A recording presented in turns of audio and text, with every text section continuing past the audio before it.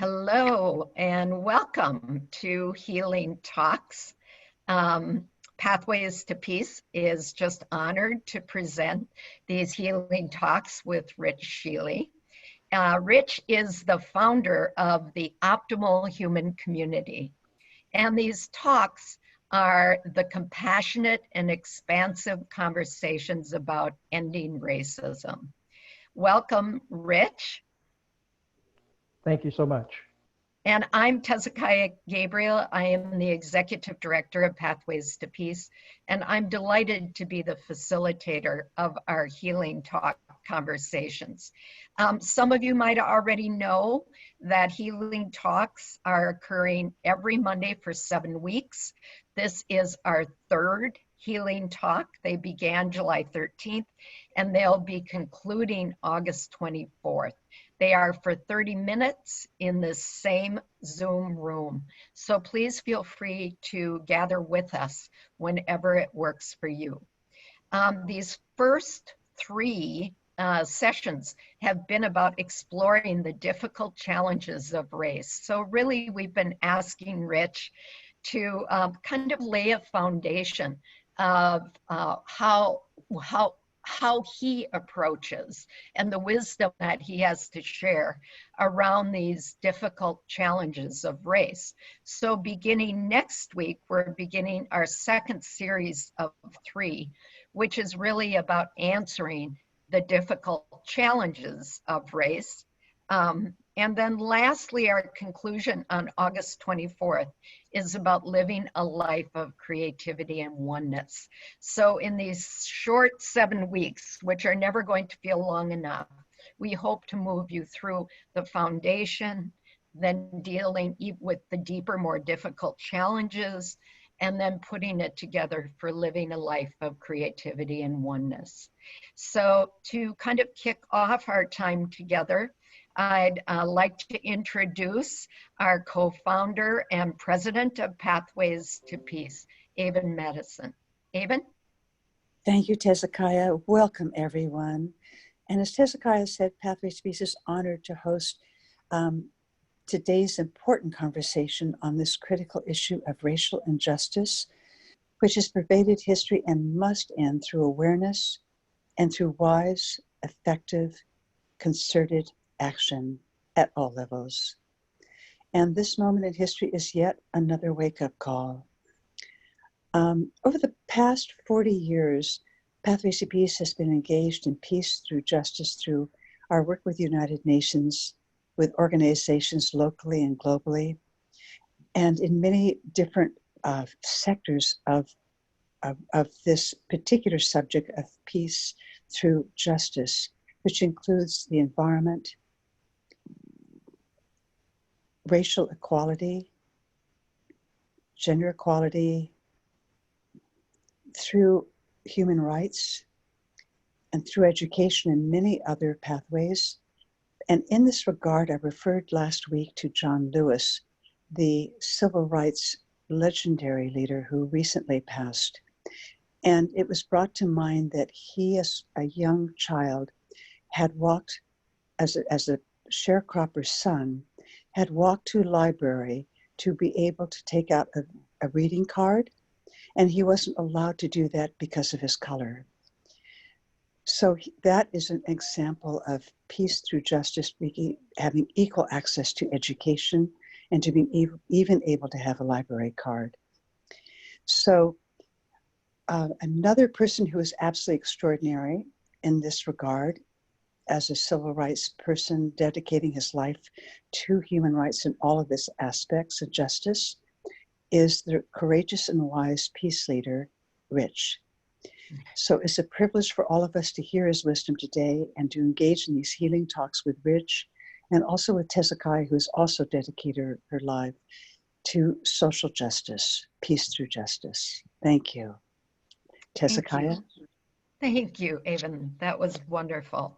And so before we begin, I'd like to take just a moment to remind all of us of the importance of coming into these important conversations about race and racism with an open heart and an open mind. So we hope you'll just take a moment in your place, in your chairs, or if you're standing, and just settle in to open your mind and heart so that you can truly listen for understanding. So thank you for being here. I'm going to take a moment to introduce Rich. Before I do, just a reminder that you can put your questions in the chat box, and we have allowed time at the end to address as many of those questions as possible. So Rich is a light warrior, and he is the founder and chief servant of the Optimal Human Global Community, which is a community of evolved and evolving humans of all ethnicities who are committed to doing their part to end racism as an integral part of the human experience. Also, Rich is the creator of Heart Transformed, Ending Racism, a learning system that helps people end their journey with racism, awaken to the fullness of their humanity, and to live consciously beyond the constraints of race, racism, and white supremacy. Rich, thank you again for being here, and thank you for this lifelong work. Can we jump right into our conversation today? Yes, we can, and thank you, Tez. So happy to be here. Yes. Are you unconsciously identified with race, racism, and white supremacy? What a question, and what a challenge. And the most likely answer to that question is, unfortunately, yes. And the thing that that happens here is that you're not aware of that you are unconscious of. So so you can be unconsciously identified with all of those negative things and have no awareness of it. On the conscious level, you could think that you're totally 100% egalitarian, and at the same time unconsciously be identified with things that you would prefer not to be associated with. Does that make you a horrible person? No, that does not make you a horrible person. It makes you human. Your being system is set up to operate in accordance with whatever it is that you authentically value. So what you think, the way you make your choices, the way you execute your behavior is going to conform to what you authentically value. And if what you authentically value is unconscious to you, then you won't be able to manage your life very well. That doesn't mean you won't be necessarily unsuccessful. You could be very successful, and you could have these issues as we've seen with many people. I sort of chuckled recently when I saw Mike Ditka, the great tight end for the Chicago Bears and other teams, who recently started a tackle football league for women. And he was being very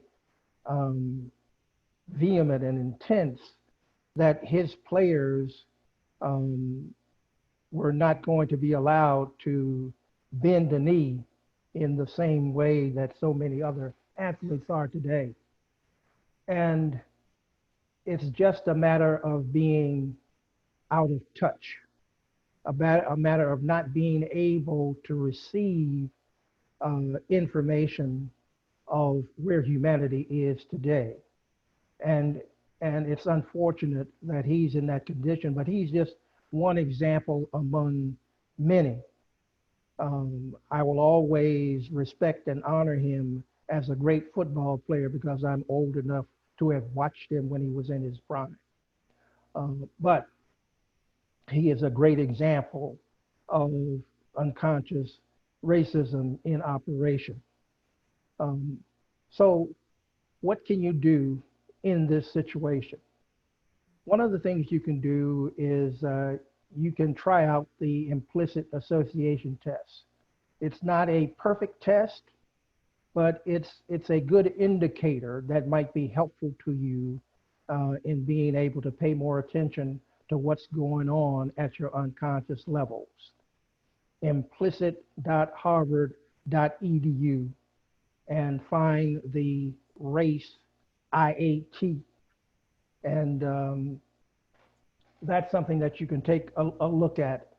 But the statistics over time have shown that somewhere between 7 and 8 out of 10 people who take that test will show as having unconscious bias. And the scientists have shown the correlation between unconscious bias and um, an addiction to race, racism, and white supremacy. Now, do you speak the language of slavery? Yes. Another answer, yes. we we all do. It is our common language. It is the language that we use to express America. And what most people don't know are all of the trigger words that cause our brains to reach back to slavery and reach back to the consciousness of slavery. All of those trigger words are part of our everyday language. For instance, white is a trigger word that was inserted into the language in 1691 for the first time in a court case in Virginia. And that court case was a case about where they combined many of the previous laws that had been made to separate whites from Africans. And so that became a trigger word in our brains to remind us of the category of what slavery was all about. Before the 17th century, black was simply a color. There were certain negatives associated with black as a color, but they had nothing to do with any ethnic group or any human group. But in order to insert another word into the language to create separation, you made black an ethnic identifier in the same way that the N word was introduced into the language as an ethnic identifier. Caucasian is another word that came into the language to make a separation between people and to give you an opportunity to make negative comments about people who were not like you. But Caucasian came about because this German scientist decided to take a vacation to the Caucasus Mountains, and he saw a group of people that he thought were beautiful, and decided that they were the most beautiful people in the world, and that over time morphed into what we today call Caucasian.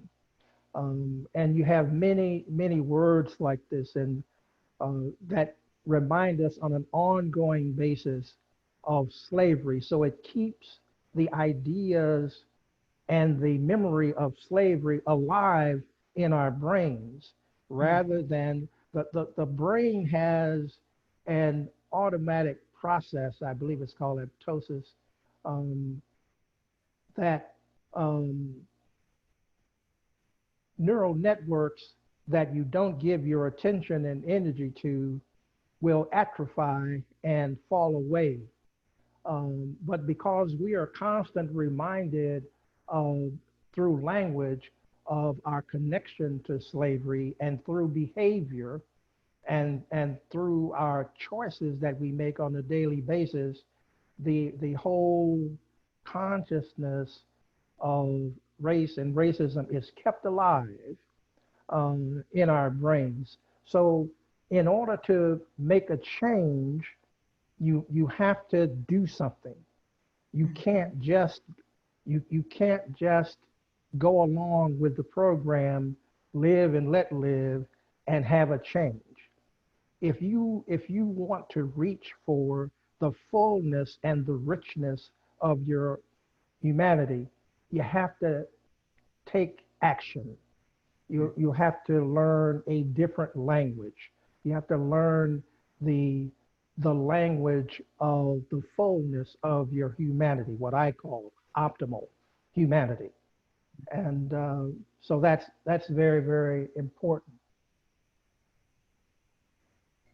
And also remember the benefit that you will gain from exploring your unconscious values. Your If you do nothing, your behavior, your choices, your thinking, your thought process will come from your unconscious values rather than from your consciousness. And in order to make shifts in this regard, you have to begin by looking at what do you authentically value. And I think we talked about this a little bit. Um, Yes, David, that I'm seeing a note from David Wick talking about white fragility Yeah. uh, by Miss D'Angelo. And yes, that is a great and wonderful book. It's not a perfect book, but it's a wonderful book to help people who are unconsciously identified um, get a handle how there will be points that they can pay attention to when situations get tight for them. And we talked a little bit about this the last time, how they can pay attention to what their actions are, what their thoughts are, and what do they reach for when there is a moment that makes them uncomfortable, particularly intensely uncomfortable in a particular moment where some event occurs at the racial interface. So very, very challenging. And so one of the most important things that we can do is to leave behind the false hypothesis of race. This can create a rock solid foundation under your desire for change. No longer refer to race at all. If you can begin to change your consciousness and change your valuing process and change your language in such a way that you drop out race and you put your brain in position to leave that concept behind, you're giving yourself a chance to begin working toward the fullness of your humanity. Because at the level of our energy, and we'll talk about this later in our talks, at the level of our energy, we are absolutely the same. There is no difference. It is one energy expressed uniquely in the case of each of us as individuals, because it is truly infinite in the ways in which it can express itself. Our energy produces beautiful people beyond your imagination. And all of us represent that. No matter where we are, no matter how deeply invested we are in negative things, there is within us the infinite capacity that we have to change and become all that we are intended to be. So that's the beautiful part of being human. Yeah, that's beautiful. Thank you. Thank you, Rich. And one of the things that we always so admire about your work is that it not only gets at the very, very heart of racism in terms of its origins, in terms of its biology, its physiology in the body, and then gives us some practices that can help us remove that barrier of racism Yes. so that we can become, as you said, optimal human beings. And for those of us on this call and those of us in our audience beyond this call, what we know is just as peace begins within.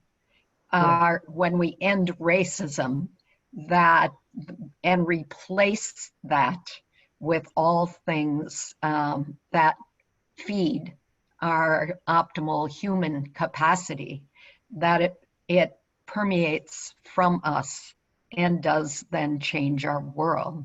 Yeah. And so therefore, if we, it's kind of like peace equals oneness equals, the need to end this critical barrier Yes. of racism. So thank you so much for that. And every time we come together, we we learn a lot of new things. And language is so important, and we're kind of talking about language to some degree as the tip of the iceberg, but that we have the opportunity to shift and therefore shift everything. That you use the term the addiction to race and racism and white supremacy. I haven't heard those terms as addiction before, and I'd love for you to spend just a few minutes, never enough time, of course, but a few minutes giving us a little more of your wisdom around that, and then we'll move to close.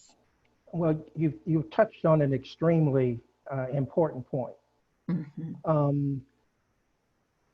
The addiction has to do with our DNA and epigenetic process. There's no reason for regular people to stay in touch with what's happening scientifically with regard to DNA, but genetically. But here goes. Yeah. As you know, our cell system replicates itself over time. Mm-hmm. And the way in which it replicates itself is on the surface. On the surface of the DNA, there are these antennae. And the process works whereby the antenna samples the chemical makeup of a given human body. And it is sampling the chemical makeup in order to identify the proteins that it will use to go through the replication process. Now, our process of thought, the way we live our lives, the way we eat, all of that creates the chemical flow of our bodies. And out of that process, we get addicted to a certain chemical flow. And our body calls for us to repeat that chemical flow by continuing to think in a certain way, by continuing to eat in a certain way, and so on. But all of those things come together to create the chemical makeup and the chemical intelligence of our body. I call it a body narrative. But in the DNA process, that chemical makeup gets sampled, and then the DNA system knows how to create the new proteins that are necessary to turn that body over and create the same body with the same body narrative, with the same body chemistry. That's how it knows what to do, by sampling what is already there. And if you take no action, if you take no action with your diet, you take no action with your thought process, with your life flow to make a change in your body chemistry, your system will stay addicted to what you already were. And that's how that process works. Wow, that was great. Thank you so much. New information for me and perhaps for others out there. I so appreciate you, Rich. So I am watching the chat box to see if there are any questions as we kind of roll down. And so I'm not seeing any specific questions. So I am going to move to keep us on time because we do honor your time, those of you who have joined us. And we've promised 30 minutes, and we've promised a whole lot of wisdom in that 30 minutes. And I think, Rich, you never disappoint. So I want to thank you again, ask you if you have any closing comments, and then we'll move to give people your contact information if they wish to connect with you, and then we'll sign off. So any closing remarks, Rich? Um, my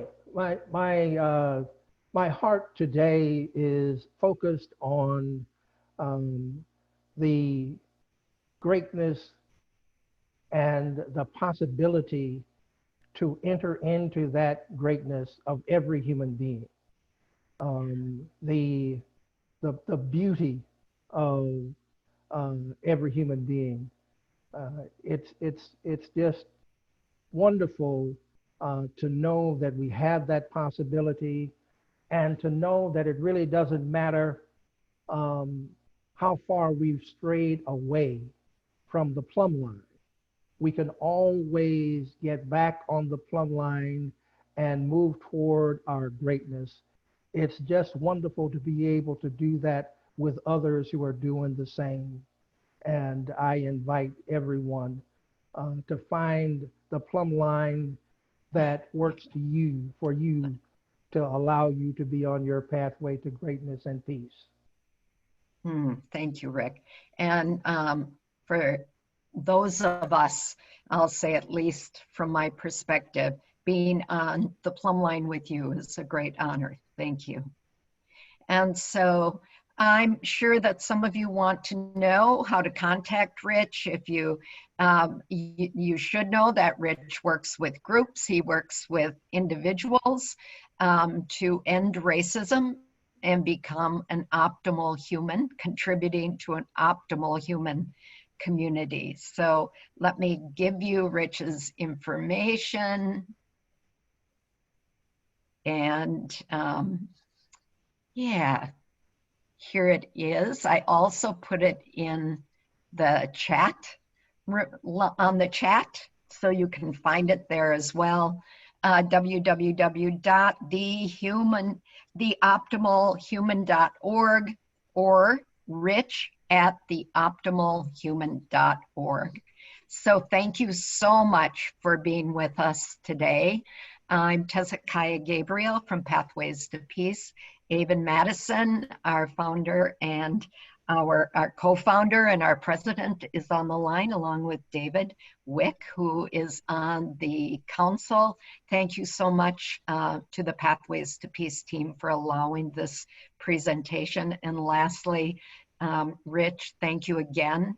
And please know, all of you, that you are a pathway to peace, and together we will build a culture of peace. So thank you. Bye-bye. Bye-bye.